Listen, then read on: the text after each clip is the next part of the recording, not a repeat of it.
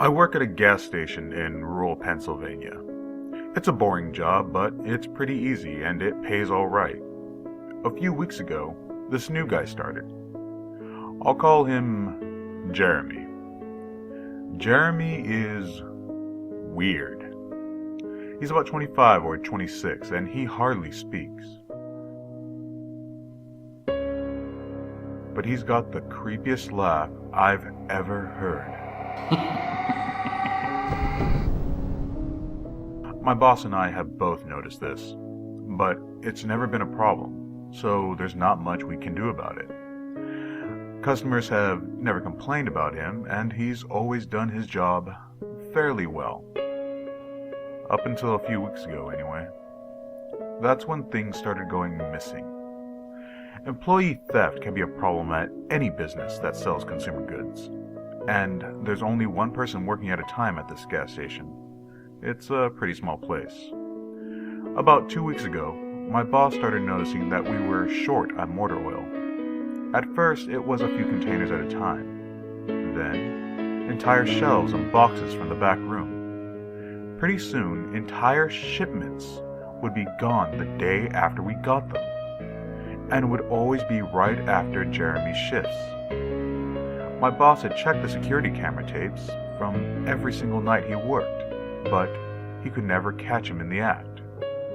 Jeremy would lock up at closing, then the motor oil would be gone the next day. My boss usually takes the tapes home with him to try and catch Jeremy stealing, but his daughter had a softball game last night, so he asked me to watch the tapes for him. He offered to pay me overtime under the table, so obviously I took that offer. There are 3 cameras, so he gave me 3 different tapes to check. I figured it would be a long night, but I'm trying to save up for a vacation, so I really needed the money. I took the tapes home, popped them in an old VCR, and sat back. 2 days ago, the last time he worked, Jeremy started at 4 p.m. Everything seemed pretty normal at first. He counted up his drawer, switched off with the girl who was working before him, and waited for a customer. The first person who came in was Mrs. Templeton. The timestamp on the video read 4:03, a regular. She picked up her cigarettes and a newspaper and paid with a 20. Nothing unusual there. The next customer was some local guy named Ron. He drives a motorcycle, usually comes in every few days. He filled up his tank, got a bag of beef jerky, paid with his credit card, and then left. Next was some guy with a cowboy hat. I never seen him before, but we get plenty of strangers passing through, just like any gas station. He got $40 worth of diesel fuel, paid with a $100 bill, and went on his way. I sat back and sighed. The only thing more boring than doing this job is watching someone else do it. My boss's offer was enough to keep me watching though, so I left the tape on. Everything seemed pretty normal. I had a feeling that if Jeremy was stealing motor oil, he knew we were suspicious of him by now. I didn't expect him to be dumb enough to let us catch him on camera. Things stayed boring and routine until about 5 o'clock. At 5:03, Mrs. Templeton came back in. She must have forgotten something, but she didn't. She bought the same pack of cigarettes as before, and the same newspaper. She paid with another 20. That's odd, I thought. But then again, she's a little absent-minded. I thought Jeremy should have told her she already got her smokes, but it's not against the rules to sell somebody the same thing twice. That's when Ron came back in, again. He bought another tank of gas for his motorcycle again. I later checked the outdoor camera because I thought maybe he had another car he wanted to fill up. And the same pack of beef jerky. He paid with his credit card, again. No big deal. I figured this was just a weird coincidence. Mrs. Templeton is forgetful, and Ron probably owns more than one Harley. That's when the guy in the cowboy hat came back in. I felt a chill run down my spine. "Don't get Diesel, don't get Diesel," I found myself whispering to my empty living room. But he did. He got $40 worth of diesel fuel and paid with another $100 bill. Every move he made was identical to his first visit, right down to the way he scratched his nose before he walked out. Either this guy is rich, owns a lot of trucks, and just moved into town, or something really bizarre was happening. I kept watching. Every customer for the next hour was the same as before. Every single one. I was seriously freaked out, and then at 6:03, Mrs. Templeton walked back in.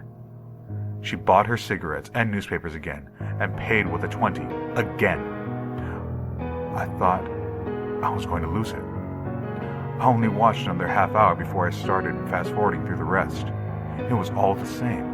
Every customer would come in at the exact same times, exactly 1 hour apart. Now I know what you're thinking. That sneaky motherfucker Jeremy had messed with the tapes. He had run a loop of his first hour of business over and over. That wasn't the case. There are windows around the cash register area that the cameras cover, and I watched the sunlight fade as time ran on. Jeremy's routine didn't loop over. He swept, mopped, restocked, and did all his duties exactly how you would expect. But the same customers kept coming in. I was panicking at this point. Something was seriously wrong with what I was seeing, and I had no explanation for it. I skipped ahead to when he locked up and walked out to his car. He hadn't stolen anything, but I kept watching just to make sure. I fast-forwarded one last time to about midnight. At 12:03, out of nowhere, Jeremy's face pops up on the camera. I don't mean he moved his head into view. I mean that 1 second the store was empty, the next second his face was all I could see. He wasn't looking at the camera. He was looking at me. I was sure of it. I screamed and fumbled for the remote. By the time I grabbed it, he was gone, just as soon as he had left. One frame he was there, the next he wasn't. My hands were shaking like crazy, but I popped in another tape. The other indoor camera shows the back area, by the cash register, and I would be able to see how he got up to put his face in the camera like that. I skipped ahead to 12:03, but there was nothing. I would have been able to see him standing on a chair or something on this tape, but he wasn't there. I didn't see him enter the store at all after he left. It's like he wasn't really there. He doesn't know the security code, and no alarms were triggered that night after he locked up. What I did see, however, was that at 12:03, the motor oil vanished off the shelf. All of it. Same as Jeremy's face. 1 second it was there, and the next it wasn't. I turned the tape off and went to bed. But I didn't get a wink of sleep. My body is exhausted right now, but my mind is racing. The tape was undoubtedly the creepiest, most disturbing thing I've ever seen in my life. I work in a few hours. My boss asked me to bring the tapes back in and let him know what I found. But really, what the hell am I going to say? Jeremy works the night shift tonight, directly after me, and the plan is for my boss to come in just before I leave and confront him with me, as I'm supposed to be the one who caught him stealing. I have no idea what I'm going to do. I suppose I'll have to show my boss the tapes, but I don't want to watch them with him. I never want to see something like that again. I can't get the image of Jeremy just smiling directly into the camera out of my mind. It was the creepiest look I've ever seen on another human being's face. Anyway, I want to try again and get some last-minute sleep before I have to go in and deal with this. I'll let you guys know what happens.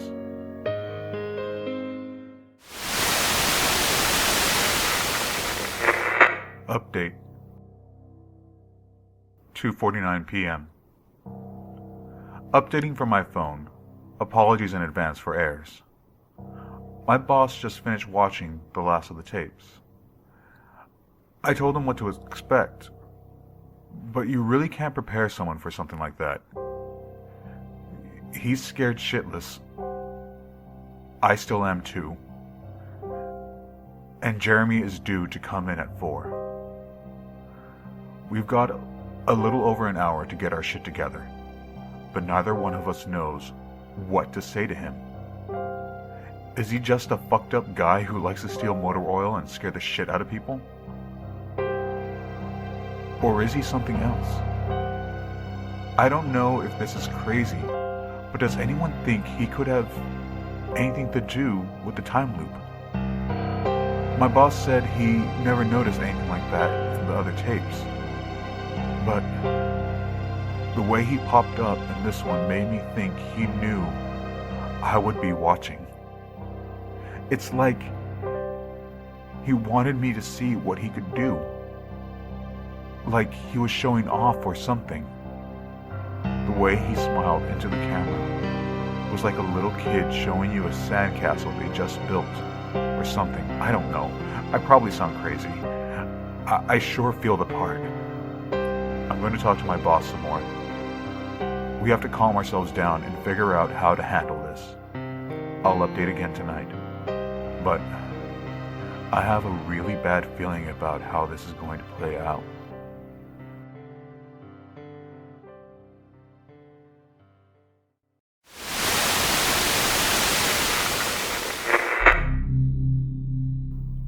Update. 4:33 p.m. No sign of Jeremy. Tried calling him, but his phone's been disconnected. We're calling the police.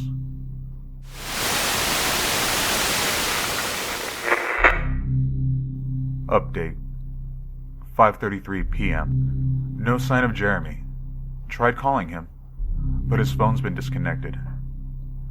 We're calling the police.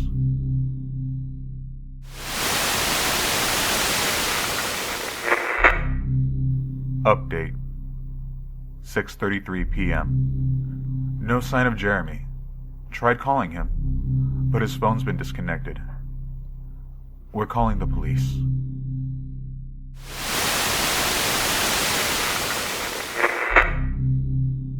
Update. 7:33 p.m. No sign of Jeremy. Tried calling him, but his phone's been disconnected. We're calling the police.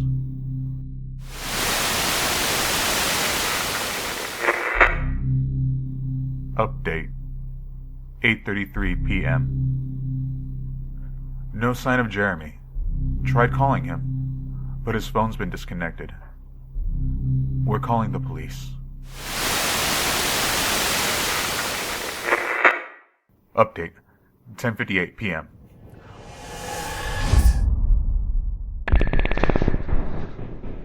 Holy shit. Holy shit, holy shit, holy shit. I just got home and saw my previous updates.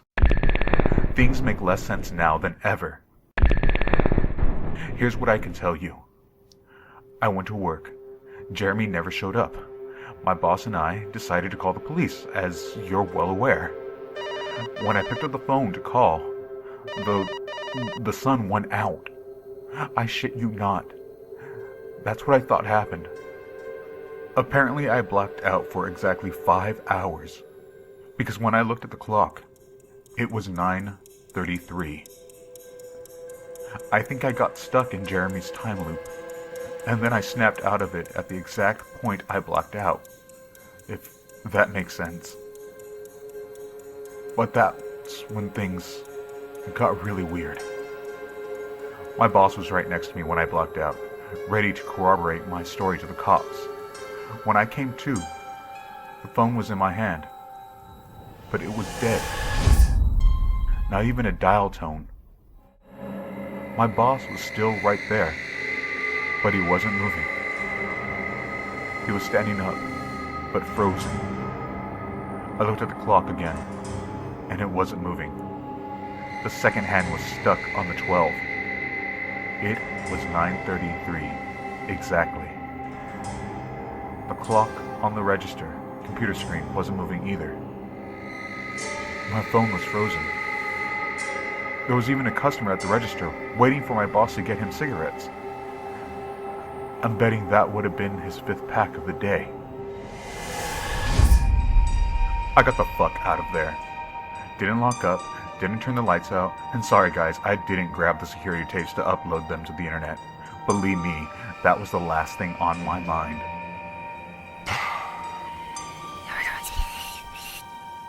The gas station is on a major highway and cars were parked all along it, except they weren't parked. They were frozen. The people inside were still as wax statues. I got in my car and prayed that it would start. Thankfully, it did.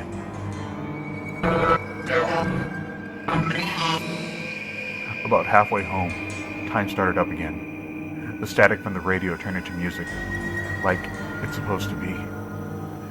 And from what I could tell by listening to the host talk in between songs, no one noticed the time freeze, whatever it was.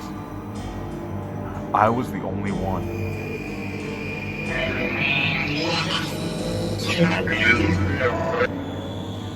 Well, I'm sure Jeremy noticed as well.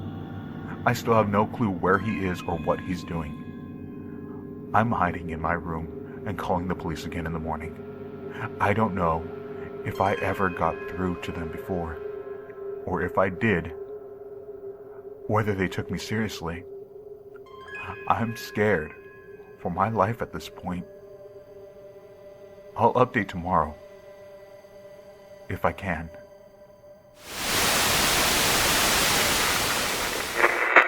Final update, 10:33 a.m. I finally fell asleep last night around 4. I have no idea how I did it. I guess exhaustion finally got the best of me. This morning I woke up to my phone ringing. It was my boss. He had been calling me since about 6.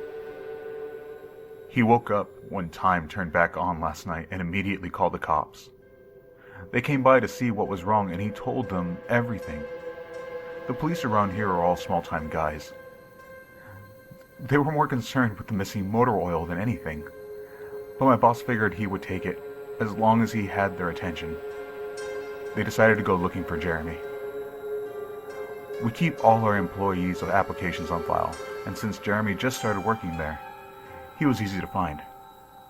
They checked the address on it and headed over to his house. You're not going to believe what they found.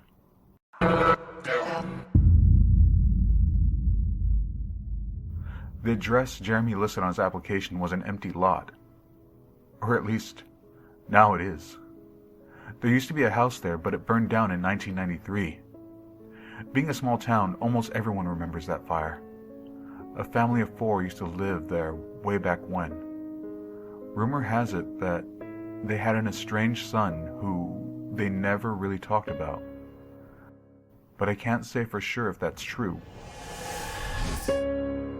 What I can say is true is that after an insurance investigation, the fire was ruled as an arson. The entire house was soaked in oil and torched with a Molotov cocktail. The entire family was sleeping when it happened. None of them survived. They never caught the guy who did it. Rumor has it they tried to contact the estranged son. No one could find them. Anyway, my boss called and told me this, and I freaked out.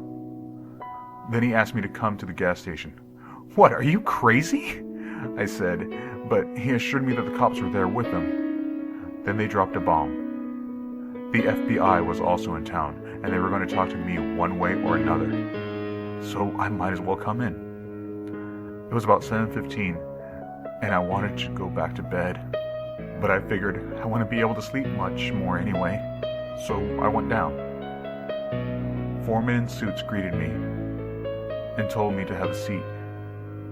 We went over everything 2 or 3 times until they got all the details down. I told them about Jeremy, the security tape, last night at work, everything. Finally, after I finished, one of the agents said, "Oh Christ, we got another one on our hands." Then they made me sign a bunch of papers saying I wouldn't tell anyone about what happened. So I can't say much more. I might be breaking the law just by posting this. So now I'm home. I'm not sure what to do with myself. The agent's words when I told them the story are gonna haunt me for the rest of my life.